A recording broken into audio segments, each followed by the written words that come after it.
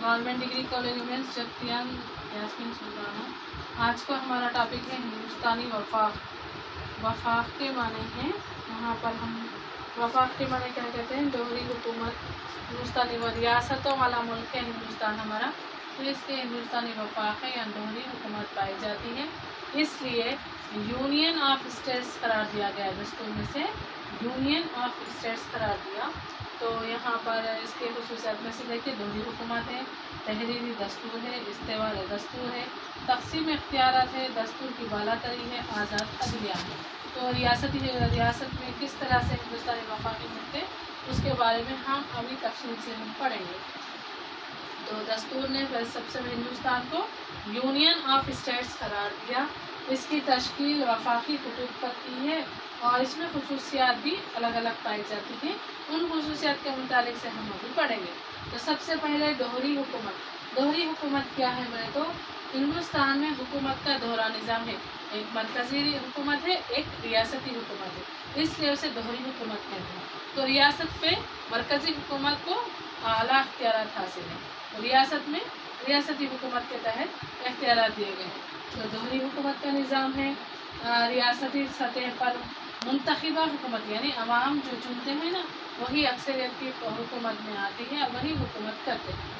तो मुंतखबा बोले तो अवाम के चुने हुए नुमाइंदे हुकूमत करते हैं और रियासत का नज़्म नफ्स चलाती है। तो दोहरी हुकूमत में हुकूमत नज़्म नफ्स चलाती है और आमिला के बराए नाम सदर, यानी यहाँ पर रियासत में क्या होता है, गवर्नर क्या कहते हैं उसे, बराए नाम गवर्नर होता है। यहाँ पर गवर्नर, इससे पहले हम थोड़ा पढ़े थे कि गवर्नर रियासत में मरकज़ का एजेंट होता है और तमाम बातें रियासतों की सदर तक पहुँचाता है। तो यहाँ पर गवर्नर का तखर्रुर भी मरकज़ी हुकूमत की तरफ से होता है, लेकिन रियासती अवाम के मुंतखब वज़ीर आला के यहाँ पर जो हम रियासत में जो वज़ीर आला को मुंतखब करते हैं ना, वही उसी के मशवरे से गवर्नर, जैसे सदर काम करता है वज़ीर आज़म के मशवरे से, उसी तरह रियासत में वज़ीर आला के मशवरे से ही गवर्नर काम करता है और इख्तियारात का भी इस्तेमाल करता है।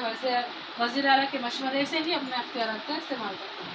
और हर रियासत के लिए मुखनना और आमिला भी होती है और तमाम मुल्क के लिए एक ही अदालत होती है, वो सुप्रीम कोर्ट है। और रियासतों के तहत क्या आता है, हाई कोर्ट होती है। एक ही अदालती निज़ाम पाया जाता है। इसमें यह बात नोट करने की है कि अदालतों का निज़ाम बिल्कुल अलग नहीं होता, काम करने का तरीका अलग अलग नहीं होता, एक ही होता है और उसी एक के तहत ही वो अदालती निज़ाम का काम अंजाम देते हैं।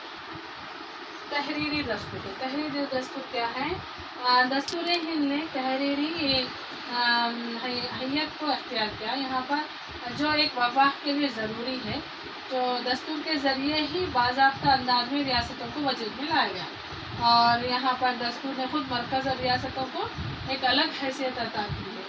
तो वो मरकज़ के मातहत नहीं होते, लेकिन खुसूसी दस्तूरी मौक़िफ़ के हामिल। खुसूसी दस्तूर मतलब दस्तूर में रियासती हुकूमत के बारे में थोड़ा सा उसमें तो हुकूमत किस तरह से करें, वो किसके तहत काम करें, वो तमाम इसमें बताया गया। थर्ड वन है इस्तेवाल दस्तूर। इस्तेवाल दस्तूर क्या है बोले तो दस्तूर की इस्तेवालियत, यानी यहाँ पर तरमीम तरीक़े का यहाँ पर तरीक़ा बताया गया। इस इस्तेवालियत में वफाक की एक लाज़मी खुसूसियत है। तो तमाम मामलात में मरकज़ और रियासती ताल्लुक़ात के ढांचे से, चुनाचे मरकज़ और रियासत के ताल्लुक़ात के लिहाज से सदर जमहूरिया का इंतख़ाब के तरीक़ेकार, तरमीम और पार्लियामेंट के इख्तियारात और फ़राइज़ और तरमीम ये हासिल करनी ज़रूरी है। अगर रियासत में कुछ भी अगर चेंज करना है तो ये इस्तेवाल दस्तूर के लिए वो उनकी क्या होती है, इजाज़त लेना बहुत ज़्यादा ज़रूरी है। अब इसके बाद है तकसीम इख्तियारात। तकसीम इख्तियारात क्या है, जिस तरह से कल हम पढ़े कि मरकज़ को ज़्यादा इख्तियारात है रियासत के बनिस्बत, तो मरकज़ी हुकूमत रियासती हुकूमत पर दबाव डालती है तमाम कामों के लिए और वो क़ानून बनाती है ये काम करने के लिए। तो अब यहाँ पर इख्तियारात तब्दील हो जाते हैं।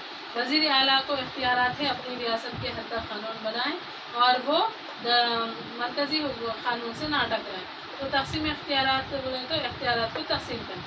रियासती तौर पर वज़ीर आला रियासत की फलाह बहबूद के लिए तमाम क़ानूनी कार्रवाई कर सकता है, न कहीं ना कानून नाफिज अमल करवा सकता है और वो अपने अख्तियारात का इस्तेमाल यहाँ पर भरपूर कर सकता है। अब तो तक़सीम मरकज़ और रियासतों के दरमियान तक़सीम अख्तियारात है। यहाँ पर रियासती हुकूमत को और कानून साजी का अख्तियार यहाँ पर दिया गया है, सिर्फ रियासती हद तक है। मरकज़ी हुकूमत आम तौर पर मदाखलत नहीं करती, तो जो रियासत में वज़ीर आला होता है ना, वो रियासत की फलाह बहबूद के लिए, अवाम की फलाह बहबूद के लिए कई कानून बना सकता है और उस पर अमल भी करवा सकता है। इसमें मरकज़ आपको मदाखलत बिल्कुल नहीं करती। यहाँ पर जैसे इसके बाद अगर मरकज़ी हुकूमत कानून साजी करे तो रियासत का कानून बेअसर हो जाता है। अगर वही कानून मरकज़ बना दिए तो यहाँ का कानून आपको ख़त्म हो जाता है। इस तरह कानून साजी का अख्तियार सिर्फ मरकज़ी हुकूमत को हासिल है।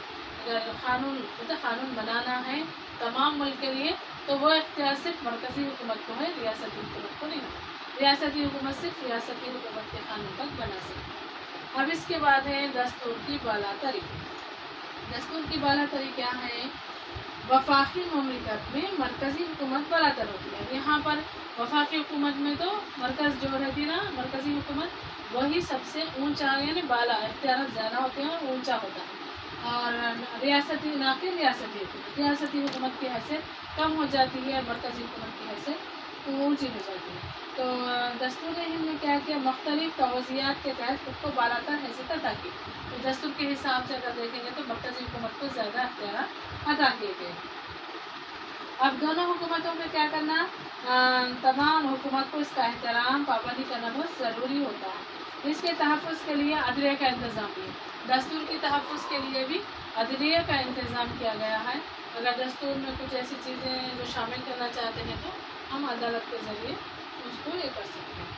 तो यहाँ पर ये बताया। इसके बाद है आज़ाद अदलिया। आज़ाद अदलिया क्या है? देखिए, वफाकी मुल्क में ऐसे अदलिया का वजूद ज़रूरी है जो मरकज़ी रियासती दोनों हुकूमतों के बिल्कुल आज़ाद है। तो अदलिया तो आज़ाद होती है, हुकूमत ना उसमें दखल अंदाजी कर सकती है, ना उनको मशवरे दे सकती है, ना उनको हुक्म दे सकती है, बल्कि अदलिया आज़ाद होती है, वो हुकूमत के पाबंद नहीं होती। तो इस तरह से वो अपना काम आसानी से कर सकती है। तो हिंदुस्तान की सबसे बड़ी अदालत सुप्रीम कोर्ट है, रियासतों के तहत हाई कोर्ट है। तो हाई कोर्ट जो है सो अपना काम अदालतों के ज़रिए करती है और ये बिल्कुल रियासत की हुकूमत के दबाव में भी नहीं आती, मरकज़ी हुकूमत ये सबसे अलग होती है।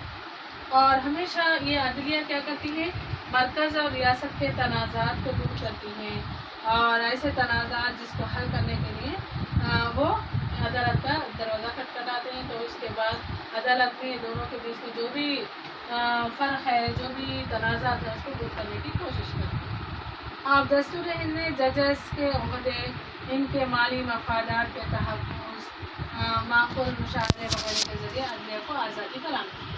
तो यहाँ पर अदलिया में क्या होता है? तो जजेस की तनख्वाह, उनकी सहूलतें, रहने खाने पीने की तमाम चीज़ों पर जो है आज़ादी, अदलिया को आज़ादी फराहम की है। अब किस तरह से उसमें दस्तूर में लिखा हो उस तरह से वो अदलिया अपने तरीक़े से काम करती है। हिंदुस्तानी वफाक में वहदानी खसूसियत क्या है? अभी हम पढ़ेंगे। वहदानी खसूसियत में देखिए, सबसे पहले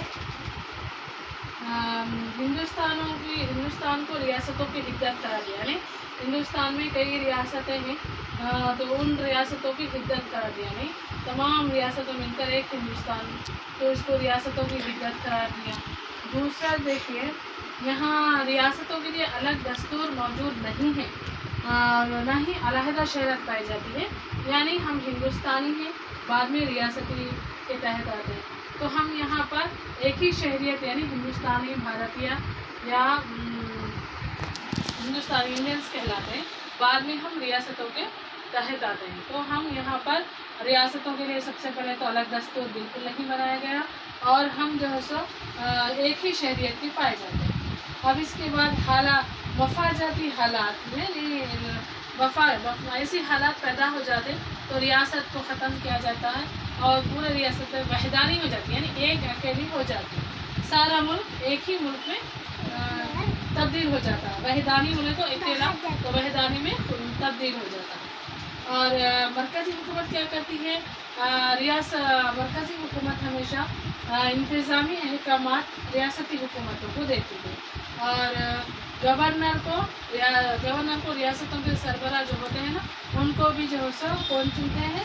مرکزی حکومت چنتی ہے، صدر کی جانب سے چنتی ہے. لیکن یہاں پر وزیر اعلیٰ امپورٹنٹ ہوتا، وہی مقرر کر کے وہاں پر بھیجاتا ہے، تو وہ اس کی نامزدگی آ جاتی ہے. تو اس کے بعد دیکھیے مرکزی حکومت کیا کرتی ہے؟ مالیات پر کنٹرول کرتی ہے. ہر ریاست کو کتنا کروڑا دینا ہے، کتنا دینا ہے، کتنا کم کرنا ہے، کتنا جو سو تخفیف کرنا ہے، یہ تمام جو سو مرکزی حکومت ریاستوں پر مالیاتی کنٹرول، مالیاتی مطلب پیسے ہے نا، وہ بجٹ جتنا پیسے کی ضرورت ہوتی ہے وہ مرکزی حکومت اس پر کنٹرول کرتی ہے. اور اس کے بعد دیکھیے زیادہ آمدنی والے وسائل مرکز کے تحت ہے، تو وسائل ریاستوں کے نام رکھے گئے. تو جتنے بھی وسائل رہتے ہیں چیزیں، یعنی آمدنی آنے والی چیزیں، وہ تمام مرکز کے تحت رکھی گئی ہیں. تو ریاستوں کو کتنا دینا ہے، کتنا نہیں دینا ہے، وہ مرکز طے کرتی ہے. اس کے بعد دیکھیے تمام ملک کے لیے ایک واحد عدالتی نظام پایا جاتا ہے. سپریم کورٹ جو ہے نا، اسی کے تحت تمام عدالتیں، supreme court, high court, session court, ضلع کورٹ، منصف کورٹ، یہ تمام عدالتیں ایک ہی نظام ہوتا ہے ان کا، ایک ہی طریقے سے وہ کام کرتے ہیں، نہ کہ الگ الگ طریقے سے کام کرتے ہیں، بلکہ ایک ہی نظام ان کے لیے پایا جاتا ہے، اور واحد عدالتی نظام ان کے لیے پایا جاتا ہے. اور یہاں پر تمام ملک کے لیے انتظامی عہدیدار ایک ہی نظم سے منسلک ہوتے. منسلک بولے تو مل جڑنا بولے سا.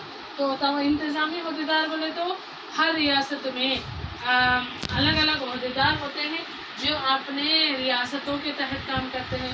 تو عہدیداروں کے کام بھی ایک جیسے ہی ہوتے ہیں، بلکہ الگ الگ نہیں. تو ہر ریاست کا نظم و نسق، اب ضلع ہے، ضلع کے تحت کلیکٹر رہتا ہے، کلیکٹر ضلع کا سربراہ ہوتا ہے، نظم و نسق سنبھالتا ہے، اور ہر الگ الگ ضلع کا کلیکٹر الگ الگ نظم و نسق سنبھالتا ہے، لیکن کام کرنے کا طریقہ وہی ہوتا. اسی طرح وزیر اعلیٰ جو ہوتا ہے نا، وہ ریاستوں پر کنٹرول کرتا ہے. تو انتظامی عہدیدار ایک ہی نظم سے منسلک ہوتے ہیں، ایک ہی کام کی طرح انجام دیتے ہیں. اور ملک کے لیے، ہندوستان کے لیے صرف ایک ہی الیکشن کمیشن ہوتا ہے جو مرکز میں ہوتا ہے. پھر مرکز کیا کرتی ہے؟ ریاستوں کے الگ الگ الیکشن کمیشنز ہوتے ہیں نا، ان کو احکامات دیتی ہے، وہ ریاستوں کے تحت کام کرواتے ہیں. جو پارلیمنٹ کے ساتھ ساتھ اسمبلیز کے انتخابات بھی وہی منعقد کروانے کا ذمہ دار ہوتا ہے. یہ ہو گئے آپ کے وحدانی خصوصیات میں سے. اور اس کے بعد دیکھیے اختیارات کی تقسیم ہے، اور اس سے پہلے بھی بتائی ہوں کہ اختیارات میں اگر تقسیم کر دیں گے تو سب سے زیادہ اختیارات مرکز کو ہوں گے. اور ریاستی فہرست میں مرکزی قانون مقننہ بنا سکتی ہے. اگر ہم دیکھیں گے بعض ایسے قانون ہوتے ہیں جو ہر ریاست کے ضروری ہے، تو وہ مرکز بناتی ہے. اگر دونوں کا قانون بنانے کا اختیار حاصل ہے، تو اگر ریاستی قانون بنائے بھی دیے تو مرکز میں جو قانون ہے اس سے بالکل نہ ٹکرانا. اگر ایک جیسا ہے تو ریاست کا قانون معطل ہو جاتا ہے، ختم ہو جاتا ہے، مرکز کا قانون رہ جاتا ہے، تو ریاستی قانون بے اثر ہو جائے گا. اس کے بعد دیکھیے اختیارات، جو بھی باقی جو بچے رہتے اختیارات، وہ مرکز کو بھی دیے گئے ہیں.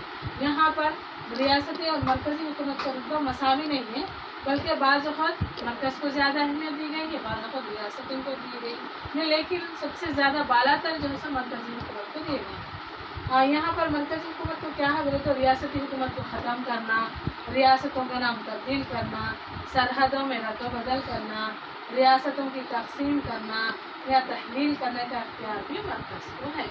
تو یہ تمام اختیارات یہ وحدانی خصوصیات کے حصے میں آتی ہے. اب اس کے بعد دیکھیے منصوبہ بند کمیشنز ہیں، دیگر اداروں کے ارکان ہیں. ریاستوں کو کسی قسم کے اختیارات حاصل ہیں، نہ ان سے کسی قسم کا مشورہ کیا جائے. دونوں اگر کی خصوصیت کے جائزے سے محسوس یہ ہوتا ہے کہ ہمیں وفاقی یا وحدانی نظریں مثالی انداز میں تخلیق کے بجائے ان کے درمیان ایک ایسا توازن رکھنا چاہیے جو ملک کے حالات ہم سے آہنگ ہونا، یا ہم آہنگ ہونا مطلب مل جل کر ایک جیسا کام کرنا. تو یہاں پر کئی آزاد اور نیم مطلب چھوٹے چھوٹے آزاد ریاستوں میں منقسم تھا، تو ہر طرف مرکز گزری کی فضا تھی، لیکن حکومت کو زیادہ اختیارات دیے گئے. اس کے برعکس مرکز پر منحصر کسی حد تک کنٹرول میں رکھا. یہ در حقیقت یہ نہ ایک مثالی وحدانی مملکت ہے نہ مثالی وفاق، بلکہ ایک نیم وفاقی مملکت کہتے ہیں، یعنی اسی فیڈرل اسٹیٹ کہتے ہیں اس کو، نیم وفاقی مملکت کہتے ہیں، نہ اسے پوری طریقے سے ہم وحدانی کہیں گے نہ وفاقی کہیں گے، تو اس کو ہم ایک نیم وفاقی مملکت کہیں گے۔ ہندوستان ایک نیم وفاقی مملکت ہے۔ پھر ریاستی حکومت کے متعلق سے پڑھیں گے، وفاقی حکومت ہے، ریاستی حکومت کیسے کام کرتی ہے، وہاں پر گورنر ہے، تو ہم صرف گورنر کے بارے میں پڑھیں گے۔ گورنر جیسا ریاست کا صدر عاملہ ہوتا ہے، اور جو سو مجلس وزراء یعنی ریاست کی حکومت جو اکثر کی پارٹی رہتی ہے، جو وزیر اعلیٰ رہتا اور اس کے جو وزراء رہتے اس کے مشورے سے کام کرتا ہے، اور اس کے مشورے پر صدر اس کا تقرر کرتا ہے، اور روایتاً جو ہے سو چیف منسٹر جو رہتے ہیں نا ریاست کے، ان سے مشورہ لیا جاتا ہے، اور مسودہ دستور میں گورنر کی گنجائش تھی، لیکن چیف منسٹر میں تصادم ہوگا، اس لیے کیا نظم و نسق کارکردگی متاثر ہوگی، اس لیے اس کو پارلیمانی جمہوریت کے مقرر کی گئی۔ اب اس میں دیکھیں گورنر کا تقرر صدر کی جانب سے ہوتا ہے، اور ریاست سے نہیں لیا جاتا گورنر کو۔ جس ریاست میں تقرر کیا جاتا ہے، پہلے عوامی زندگی، سیاست، نظم و نسق، فنون وغیرہ جو ایمانداری کے لیے شہرت رکھتے ہیں، اسی کو اعلیٰ عہدے پر معمول کیا جاتا ہے، یعنی مقرر کیا جاتا ہے۔ تو ایسے افراد کو گورنر مقرر کیا جاتا ہے جو انتخابات میں ہار چکے ہوتے ہیں، جو انتخاب میں ہار جاتے ہیں، پھر ان کو بہت ہی کامیاب شخص ہوتے ہیں، وہ سیاست میں، نظم و نسق میں، فنون میں، ہر چیز میں ماہر جو ہوتے ہیں نا، ایسے لوگوں کے لیے گورنر مقرر کیا۔ اب گورنر مقرر کرنے کے لیے اہلیتیں کیا ہونا؟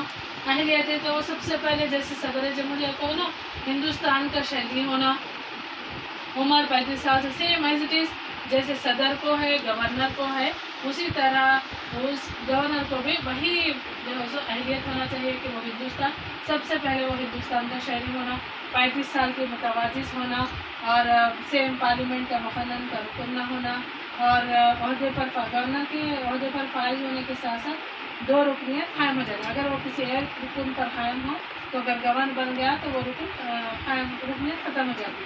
اب اس کے بعد کسی منافع بخش عہدے پر فائز نہیں رہنا، اور میعاد ہے، میعاد کتنے سال رہتی اس کی؟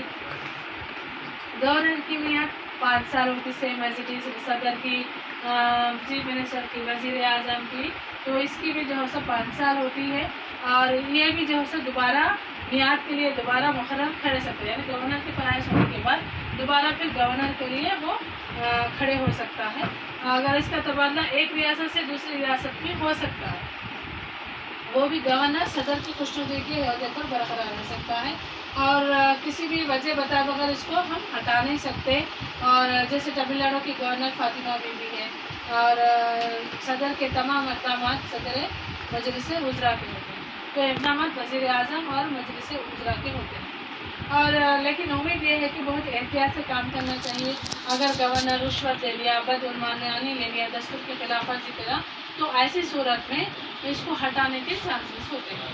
گورنر کی تنخواہ بہت زیادہ ہوتی ہے، اس کے رہنے کے لیے گھر دیا جاتا ہے، اور وہ دستور کی، قوانین کی تحفظ کی رازداری کا حق دینا پڑتا ہے، وہ ہندوستان کے لیے کام کرے گا اور اپنے فائدے کے لیے کام نہیں کرے گا، اس طرح کے کئی حق اس کو دیا جاتے ہیں۔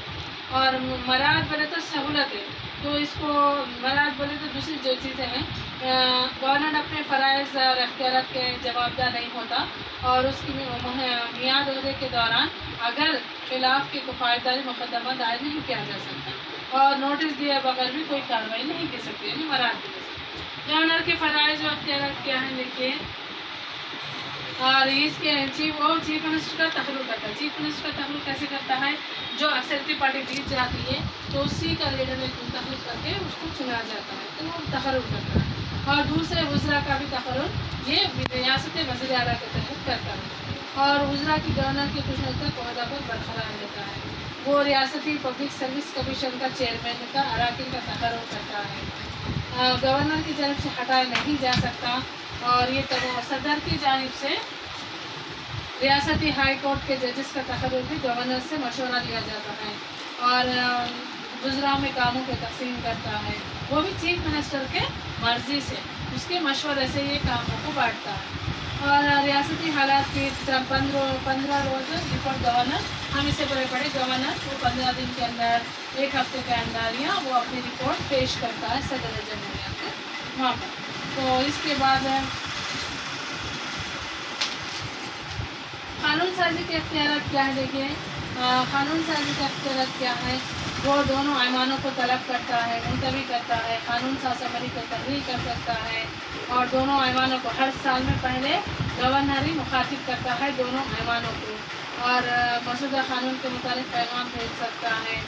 اس میں فنون ادب، سائنس، امداد، تعلیمی تحریک، سماجی خدمات میں جو نمایاں خدمات، اچھے خدمات انجام دیتے وہ انگلو انڈین کی طرف کی بہترین نمائندگی ہوگی، تو ایک نمائندے کو نامزد کر سکتا ہے، اور کوئی بھی قانون اس وقت قانون نہیں بنتے جب تک کہ گورنر کی دستخط نہیں ہوتی، اور وہ مسودے پر قانون پر اپنی دستخط کرتا ہے۔ اگر دستخط روک کر دوبارہ غور کرنے کے لیے وہاں بھیجتا ہے، سوائے مالی بل کے، دوسرے بلس نہیں ہوتے، وہ مالی بل کے مقررہ کو واپس بھیج سکتا ہے، پھر اس کے بعد اس کو دستخط کرنے کے بعد قانون بنتا ہے۔ اور مسودے کو ترمیم یا بغیر ہی گورنر کے پاس بھیجی جائے تو گورنر کے پاس دستخط کے سوا کوئی چارہ نہیں ہوتا، وہ دستخط کرنا بہت ضروری ہوتا ہے۔ اور ہائی کورٹ کے اختیارات اگر ہوں تو قانون بننے سے پہلے اس کو غور کرنا بہت زیادہ ضروری ہوتا ہے۔ دونوں ایوانوں کو اجلاس جاری نہ ہو تو گورنر حکم نامہ آرڈیننس جاری کر سکتا ہے، اور صدارتی آرڈیننس کو پارلیمنٹ میں منظور کیا جاتا ہے۔ یہ منظوری کی وجہ سے بھی تمام کام اس میں انجام دیے جاتے ہیں۔ مالی اختیارات کیا ہے؟ یہاں پر مالی اختیارات کیا ہے؟ گورنر کیا کرتا ہے؟ سالانہ حسابات، آمدنی، خرچ وہ ریاستی مقررہ میں پیش کرنا چاہیے، اور بغیر کسی بھی مطالبہ زر کو قبول نہیں کیا جا سکتا، اور ریاست کا فنڈ گورنر کے اختیار میں ہوتا ہے، تمام فنڈ اس کے اختیار میں ہوتا ہے۔ عدالتی اختیار کیا ہے؟ سزاؤں کو معاف کرنے، تبدیل کرنے یا کم کرنے، معطل کرنے، بشرطے کہ دی جانے والی سزاؤں کو ایسے جو ریاستی عاملان اختیار کے تحت آتے ہیں، یعنی ایسے جرم جو ریاست کے تحت آتے ہیں اس کو معاف کرنے کا، کم کرنے کا، اس کو تبدیل کرنے کا اختیار گورنر کو ہوتا ہے۔ اور دیگر اختیار کیا ہے بولے تو وہ ریاستی آرڈینیٹر جنرل سے رپورٹ وصول کرتا، مقننہ میں پیش کرتا، پبلک سروس کمیشن سے رپورٹ وصول کرتا، اور مجلس وزراء کے پاس روانہ کرتا۔ یہ تمام اختیارات وہ الگ الگ جگہ پر روانہ کرتا۔ اور اختیاری تمیزی کیا ہے بولے تو اگر کسی پارٹی کی اکثریت نہ ہو تو چیف منسٹر کو ہٹا سکتا ہے اور انتخابات برخاست بھی کرتا ہے، اور قانون ساز اسمبلی کو تحلیل میں لے سکتا ہے مسودہ قانون کو صدر کے پاس بھیجنے کے معاملے میں۔ اور یہ اختیارات بہت ساری چیزیں ہیں، اس کو تو گورنر اپنے فراز انجام دہی کے لیے 15 روزہ رپورٹ مرکز کو روانہ کرتا ہے، اور وہ ہمیشہ مجلس وزراء کے مشورے کے مطابق، اسے مشورہ لینا ضروری نہیں ہے لیکن مشورے سے وہ کام کرتا ہے، اور یہ تمام چیزیں وہ کرتا ہے۔ تو گورنر کا موقف کیا ہے بولے تو ریاست کے لیے گورنر کا تقرر ہونا، اسے آزادانہ کام کرنا دینا چاہیے، اور یہ مرکز اس کو یہ تاثر نہیں دینا کہ وہ ایجنٹ کا کام کرتا ہے، یعنی ریاست کی ساری رپورٹ مرکز کو دیتا ہے تو وہ ایجنٹ نہیں کہلاتا، وہ ایک اعلیٰ عہدے کا عہدیدار ہوتا ہے جو تمام ریاستی نظم و نسق پر نظر رکھتا ہے اور رپورٹ سالانہ صدر کو بھیجتا ہے۔ مرکز کے مفاد کے تحفظ کی کوشش کرنا چاہیے، اور یہ تاثر پیدا ہو کے مرکزی امام پر کام کرتا ہے۔ بعض اوقات یہ بولتے ہیں کہ گورنر جو ہے تو پورے مرکز کے طرف پر کام کرتا ہے وغیرہ، اس طرح کی باتیں آ جاتی ہیں، تو اکثر لوگوں کا خیال یہی ہے کہ وہ مرکز کا ایجنٹ ہوتا ہے، چونکہ تقرر مرکز ہی کرتا ہے، اس لیے ہمیشہ سب یہی کہتے ہیں کہ گورنر مرکز کا ایجنٹ ہوتا ہے، یہاں کی رپورٹ وہاں پہنچ جاتا ہے، لیکن یہاں یہ تمام کاموں پر نظر رکھتا ہے اور کس طرح کا کام کرنا چاہیے مشورے بھی دیتا ہے۔ تو گورنر آزادانہ خیالات، گورنر شان کو دوبالا کیے ہیں، مرکز کی سرپرستی میں کام کرتے ہوئے اقتدار کے پیچھے بھاگتے ہیں، گورنر کے عہدے کے بخار کو گھٹا دیتے ہیں، اس لیے گورنر کا عہدہ سیاسی پناہ گاہ بن گیا ہے۔ تو گورنر کا عہدہ محض مرکز کی ایجنسی بن کر رہ جاتا ہے، اس لیے انہیں انکار پر مشکلات میں ڈال دیا جاتا ہے، ایک ریاست سے دوسری ریاست کا تبادلہ کیا جاتا ہے، دوسری میعاد سے لینے سے انکار کر دیا جاتا ہے، انہیں استعفیٰ دینے سے مجبور کیا جاتا ہے۔ تو گورنر کے اختیاری تمیزی دیکھتے ہوئے کیا کریں گے تو ایڈمنسٹریٹو اصلاحات کمیشن نے اپنی رپورٹ میں یہ بتایا کہ گورنر کا عہدہ رسمی بن گیا ہے، اس لیے गवर्नर को इन हालात का सामना करना पड़ता है। और जिन हालत में से फैसले करने पड़ते हैं ना, अपने ओहदे के मद्देनजर रखते हुए उसे गैर जानिबदार होना चाहिए, यानी किसी का साथ देते हुए नहीं बल्कि गैर जानिबदार होना चाहिए। चुनाचे गवर्नर का ये फ़र्ज़ है कि वो सियासी इस्तेहकाम का माना होना पाए, रियासत के सियासी हालात पर मुनहसिर होना और अमन एकजहती। गवर्नर का बोझ काफ़ी हद तक कम हो जाता है, वरना इसका रोल नाजुक बन जाएगा। इसलिए गवर्नर रियासती चीफ मिनिस्टर के दरमियान बेहतरीन ताल्लुकात, रियासती हुकूमत के जन्म से गवर्नर के कारामान होने का तस्लीम किया जाना और गवर्नर को काम करने के लिए बेहतर फिजा जो उनको ये दिया जाना चाहिए। बाद इंतखाबात में जहाँ जब इक़्तिदार के लिए गवर्नर सरपरस्ती काम करते हुए इक़्तिदार के पीछे भागते हैं, हुकूमत काम करने के लिए पीछे भागते हैं, तो गवर्नर का अहदा ऐसा है दोबारा इस तरह से कई ऐसे मुश्किल हालात पैदा हो सकते हैं। इसलिए गवर्नर को न इसका साथ न उसका गैर जानिबदार होते हुए काम करना चाहिए। ये इस तरह रियासती हुकूमत गवर्नर का काम ये है।